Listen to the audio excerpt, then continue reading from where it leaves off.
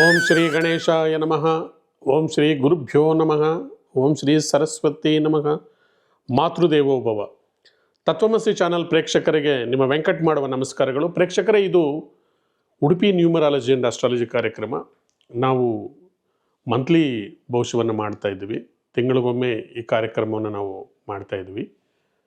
ಹೋದ್ಸತಿ ನಾವು ಮಾರ್ಚ್ ಎಪಿಸೋಡ್ಗಳನ್ನು ಮಾಡಿದ್ವಿ. ಇವಾಗ ಏಪ್ರಿಲ್ ಎಪಿಸೋಡ್ ಬಗ್ಗೆ ನಾವು ಮಾತಾಡ್ತಾ ಇದ್ದೀವಿ. ಏಪ್ರಿಲ್ ಮಂತ್ಗೆ ಸಂಬಂಧಿಸಿರ್ತಕ್ಕಂಥ ಒಂದು ಭವಿಷ್ಯವನ್ನು ಹೇಳ್ತಾ ಇದ್ದೀವಿ. ಆ್ಯಕ್ಚುಲಿ ಇದು ಭವಿಷ್ಯ ಅನ್ನೋದಕ್ಕಿಂತ ಇದು ಫಲಜ್ಯೋತಿಷ್ಯ, ಗೋಚಾರ ಫಲಗಳ ಬಗ್ಗೆ ನಾವು ಮಾತಾಡ್ತಾ ಇರ್ತಕ್ಕಂಥದ್ದು ಮುಖ್ಯವಾಗಿ ಇದರಲ್ಲಿ. ನಂಬರ್ 1, ಈಗ ನಾವು ಮಾತಾಡೋದು ಮುಖ್ಯವಾಗಿ ಮೊದಲನೇದು ರಾಶಿ ಬಂದು ಮೇಷರಾಶಿ. ಮೇಷರಾಶಿ ಸ್ವಲ್ಪ ಈ ತಾತ್ಕಾಲಿಕವಾಗಿ ಸ್ವಲ್ಪ ಅನಾನುಕೂಲವಾಗಿರ್ತಕ್ಕಂಥ ರಾಶಿ. ಮೇಷರಾಶಿಯವರು ಧೈರ್ಯವಂತರು, ಸಮಸ್ಯೆಗಳನ್ನು ಎದುರ್ಕೊಳ್ತಕ್ಕಂಥ ಶಕ್ತಿ ನಿಮಗೆ ದೈವಿಕವಾಗಿ ಭಗವಂತ ಕೊಟ್ಟಿದ್ದಾನೆ. ನಿಮಗೆ ಈಗ ಅನುಕೂಲವಾಗಿರ್ತಕ್ಕಂಥ ಗ್ರಹಗಳಂದರೆ ಮುಖ್ಯವಾಗಿ ಕೇತು ಮತ್ತು ಗುರು ಇಬ್ಬರೇ. ಕುಜ ನಿಮಗೆ ಅನುಕೂಲವಾಗಿದ್ದರು. ಈಗ 3ನೇ ತಾರೀಕು ಅವರು ಕೂಡ ಕರ್ಕಾಟಕ ರಾಶಿಗೆ 3ನೇ ಮನೆಯಿಂದ 4ನೇ ಮನೆಗೆ ಕರ್ಕಾಟಕ ರಾಶಿಗೆ 3ನೇ ತಾರೀಕು 1:22 ಕರ್ಕಾಟಕ ರಾಶಿಗೆ ಪ್ರಯಾಣವನ್ನು ಮಾಡ್ತಾ ಇದ್ದಾರೆ. ಈ ಸಂದರ್ಭದಲ್ಲಿ ನಿಮ್ಮ ರಾಶಿಯಾಧಿಪತಿ ನೀಚನಾಗಿ 4ನೇ ಮನೆಯಲ್ಲಿರುವಾಗ, 4ನೇ ಮನೆ ಅಂದರೆ ಮುಖ್ಯವಾಗಿ ಸುಖದ ಭಾವ, ಮಾತೃಭಾವ, ಭೂಮಿ, ವಾಹನ ಇಂಥದ್ದೆಲ್ಲ ಕೂಡ ಹೇಳ್ತೀವಿ. ಈ ವಿಚಾರವಾಗಿ ನೀವು ಗಮನವನ್ನು ಹರಿಸ್ಬೇಕು. ಭೂಮಿ ವಿಚಾರವಾಗಿ ಆತುರಪಟ್ಟು ಅಡ್ವಾನ್ಸ್ ಕೊಡೋದು, ಮತ್ತು ಆತುರವಾಗಿ ವೆಹಿಕಲನ್ನು ಓಡಿಸೋದು, ಮತ್ತು ಅರ್ಜೆಂಟಲ್ಲಿ ಭೂಮಿಯನ್ನು ಖರೀದಿ ಮಾಡೋದು, ಸೇಲ್ ಮಾಡೋದು, ಈ 2 ವಿಚಾರದಲ್ಲಿ ಸ್ವಲ್ಪ ಗಮನವನ್ನು ಕೊಡಬೇಕು. ಸ್ವಲ್ಪ ವೃಥಾ ತಿರುಗಾಟ ಇಂಥದ್ದೆಲ್ಲ ಕೂಡ ನಿಮಗೆ ಕುಜರು ಕೊಡ್ತಾ ಇದ್ದಾರೆ. ಮತ್ತು ನಿಮಗೆ ಕಳಾನಿಧಿ ಯೋಗ ಅಂತಲೇ ಕರಿತೀವಿ ಜ್ಯೋತಿಷ್ಯದಲ್ಲಿ. ಭಾಗ್ಯಾಧಿಪತಿ ಏನಾದರೂ ಧನಸ್ಥಾನದಲ್ಲಿದ್ದರೆ ಇದನ್ನು ಕಳಾನಿಧಿ ಯೋಗ ಅಂತ ಜ್ಯೋತಿಷ್ಶಾಸ್ತ್ರದಲ್ಲಿ ಕರಿತೀವಿ. ಈ ಗುರು ನಿಮಗೆ ಅನುಕೂಲಕರವಾಗಿದ್ದಾರೆ. ಭಾಗ್ಯಾಧಿಪತಿಯಾಗಿ ನಿಮಗೆ ಧನಸ್ಥಾನದಲ್ಲಿರೋದು ಗುರು ಒಬ್ಬರು ನಿಮ್ಮನ್ನು ಕಾಯ್ತಾ ಇದ್ದಾರೆ. ಅದರಿಂದ ಗುರು ಭಗವಾನರ ಒಂದು ಪ್ರೇರಣೆಯಿಂದ ನಿಮಗೆ ಭಾಗ್ಯ ಅಂದರೆ ಹೈಯರ್ ಸ್ಟಡೀಸು, 9ನೇ ಮನೆ ಅಂದರೆ ಹೈಯರ್ ಸ್ಟಡೀಸ್ ಇದೆಲ್ಲ ಕರಿತೀವಿ. ಬೇರೆ 12ನೇ ಮನೆ ಅಧಿಪತಿ ಕೂಡ ಗುರು ಆಗಿರೋದ್ರಿಂದ ದೂರದ ದೇಶಗಳಿಗೆ ವಿದ್ಯಾಭ್ಯಾಸ ಮಾಡೋವರಿಗೆ ಪ್ರಯತ್ನ ಮಾಡ್ತಕ್ಕಂಥವರು, ಉದ್ಯೋಗಕ್ಕಾಗಿ ಪ್ರಯತ್ನ ಮಾಡ್ತಕ್ಕಂಥವರು, ಕುಟುಂಬ ಸ್ಥಾನದಲ್ಲಿ ಗುರು ಇರೋದರಿಂದ ಕುಟುಂಬವನ್ನು ಅಭಿವೃದ್ಧಿ ಮಾಡಿಕೊಳ್ಳೋದು, ಅಂದರೆ ಮದುವೆ ಮಾಡಿಕೊಳ್ಳೋದು, ಮಕ್ಕಳು ಆಗದೇ ಇರೋರಿಗೆ ಮಕ್ಕಳಾಗ್ತಕ್ಕಂಥ ಭಾಗ್ಯ, ವಿದ್ಯಾರ್ಥಿಗಳಿಗೆ ಕಾಂಪಿಟೇಟಿವ್ ಎಕ್ಸಾಮಿನೇಷನ್ಸ್ಗೆ ಅನುಕೂಲವಾಗಿರ್ತಕ್ಕಂಥ ಸಮಯ ಇದು. ಮತ್ತು ನಿಮಗೆ ಸೂರ್ಯ ಕೂಡ ಅನುಕೂಲವಾಗಿ ಏನಿಲ್ಲ. ಇಷ್ಟು ದಿವಸ ನಿಮಗೆ 12ನೇ ಮನೆಯಲ್ಲಿ ಇದ್ದರು.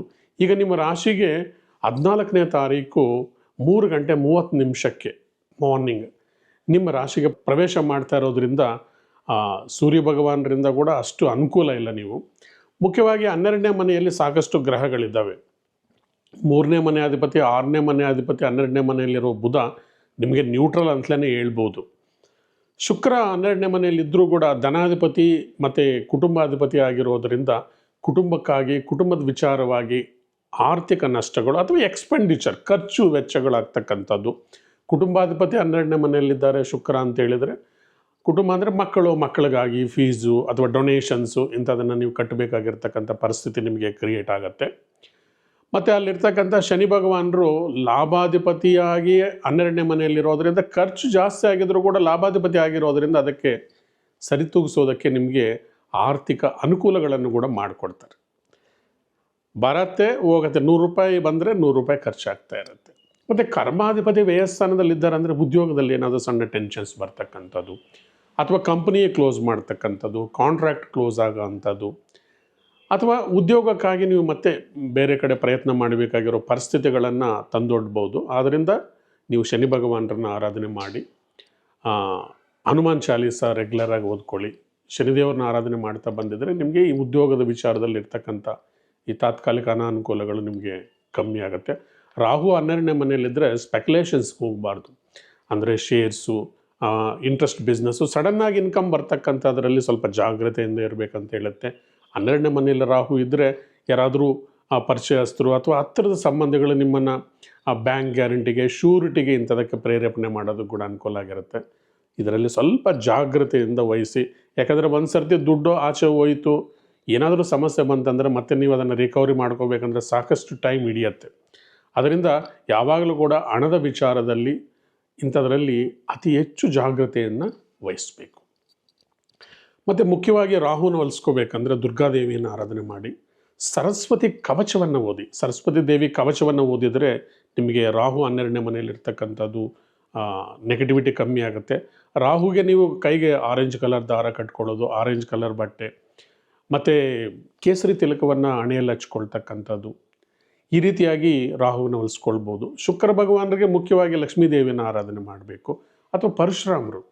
ಸಾಕಷ್ಟು ಜನಕ್ಕೆ ಏನಂದರೆ ನಮ್ಗೆ ಹತ್ತಿರದಲ್ಲೇ, ಬೆಂಗಳೂರಿಗೆ ಹತ್ತಿರದಲ್ಲೇ ಒಂದು ಪರಶುರಾಮ ಕ್ಷೇತ್ರ ಇದೆ. ನಂಜನಗೂಡಿಗೆ ಎಲ್ಲರೂ ವಿಸಿಟ್ ಮಾಡ್ತಾ ಇರ್ತಾರೆ, ನಂಜುಂಡೇಶ್ವರ ದರ್ಶನ ಮಾಡ್ತಾ ಇರ್ತಾರೆ. ಆದರೆ ಅಲ್ಲೇ ಇರ್ತಕ್ಕಂಥ ಶಿವಭಕ್ತನನ್ನು ಕಡೆಗಣಿಸ್ಬಿಡ್ತಾ ಇರ್ತಾರೆ. ಎಷ್ಟೋ ಜನಕ್ಕೆ ಗೊತ್ತಿರೋದೇ ಇಲ್ಲ ಅಲ್ಲಿ ಒಂದು ಪರಶುರಾಮ ದೇವಸ್ಥಾನ ಇದೆ ಅಂತ. ಪರಶುರಾಮ ದೇವರು ನಮ್ಮ ಕಷ್ಟಗಳನ್ನೆಲ್ಲ ನೀಗಿ, ಮತ್ತು ಶುಕ್ರ ಅನುಕೂಲವಾಗದೇ ಇರುವಾಗ ಪರಶುರಾಮನ ಆರಾಧನೆ ಮಾಡಿದರೆ, ಪರಶುರಾಮ ಸ್ತೋತ್ರಗಳನ್ನು ಓದ್ಕೊಂಡಿದ್ರೆ ತುಂಬ ಅನುಕೂಲ ಆಗುತ್ತೆ. ಮತ್ತು ಏನಾದರೂ ನಿಮಗೆ ಇಷ್ಟಾರ್ಥಗಳಾಗಬೇಕು, ಏನಾದರೂ ಒಂದು ಕೆಲಸ ಆಗಬೇಕು, ಮುಖ್ಯವಾಗಿ ನಿಮ್ಮ ಮನಸ್ಸಲ್ಲಿ ಏನಾದರೂ ಇದ್ದರೆ ಒಂದು ಸರ್ತಿ ನಂಜನಗೂಡಿಗೆ ಹೋದಾಗ ಅಥವಾ ಆ ಕಡೆ ಹೋದಾಗ, ನೀವು ಮೈಸೂರು ಕಡೆಗೆ ಹೋದಾಗ ಒಂದು ಸರ್ತಿ ಪರಶುರಾಮರ ಆಲಯವನ್ನು ಭೇಟಿ ಮಾಡಿ, ಅಲ್ಲಿ ಕಲ್ಲುಪ್ಪು ಮತ್ತು ಬೆಲ್ಲ ಸ್ವಾಮಿ ಹತ್ರ ಅರ್ಚನೆ ಮಾಡಿಸ್ಕೊಂಡು ನಿಮ್ಮ ಇಷ್ಟಾರ್ಥಗಳನ್ನು, ಒಂದೇ ಒಂದು ಇಷ್ಟಾರ್ಥವನ್ನು ಮನಸ್ಸಲ್ಲಿ ಇಟ್ಕೊಂಡು, ಕಾವೇರಿ ನದಿ ಸುತ್ತಲೂ ಕಾಲುವೆ ಥರ ಅಲ್ಲಿ ನೀರು ಹರಿತಾ ಇರುತ್ತೆ, ಅಲ್ಲಿ ನೀವು ನೀರಲ್ಲಿ ಬಿಟ್ಟುಬಿಟ್ಟಿದ್ರೆ ನಿಮ್ಮ ಕಷ್ಟಗಳು, ದೋಷಗಳು ಎಲ್ಲ ಕೂಡ ನಿವಾರಣೆ ಆಗ್ತಿರುತ್ತೆ. ಪ್ರೇಕ್ಷಕರೇ,